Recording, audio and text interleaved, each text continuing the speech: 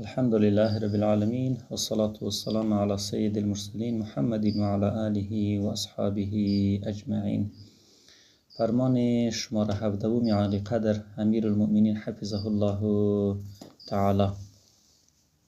ماده اول فقره 13. مراسم دستمال در هتل نباشد، زیرا این اسراف است و الله تعالی جل جلاله فرموده است ولا تسرفوا انه لا يحب المسرفین، و اسراف نکنید، خداوند مسرفان را دوست ندارد. فقره 14. بعد از نامزدی و نکاح سعی شود که در صورت امکان هر چه زودتر عروسی صورت گیرد. فقره 15. بعد از نامزدی پوشاک یعنی لباسهای رواجی و تکراری منع است. یک بار در سال اجازه بردن یک جور لباس فقط به عروس از طرف داماد مطابق توان بدون اسراف می باشد.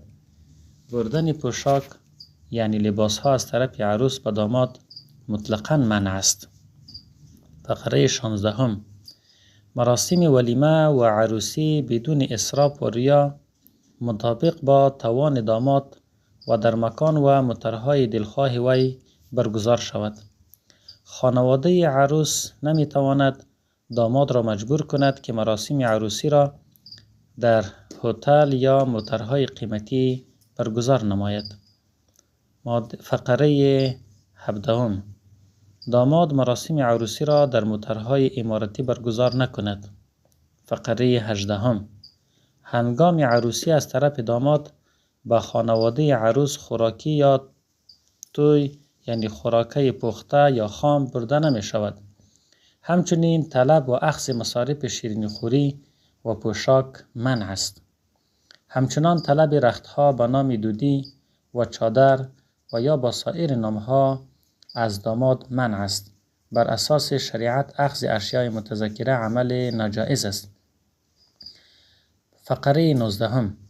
حین انتقال عروس طلب پول از طرف مامای عروس، همسالان عروس، اهالی قریه و یا خدمتگار دیگر و یا برای آنان از خانواده داماد منع است. البته اگر شخص به نام صدقه به رضایت خود به خدمتگار قریه که همیشه در خوشی ها خدمت اهالی قریه را می نماید باکی ندارد. فقره 20. برگزاری مسابقات در عروسی که به برنده آن موتورسایکل یا چیز دیگری انعام داده می شود منع است تا از اسراف بیجا جلوگیری شود. البته مسابقات بازی های جایز که در آن انعام نباشد برگزار شده می تواند. فقره 21. فیر کردن، تیراندازی و استفاده وسایط امارتی حین مراسم نامزدی، دستمال یا عروسی منع است.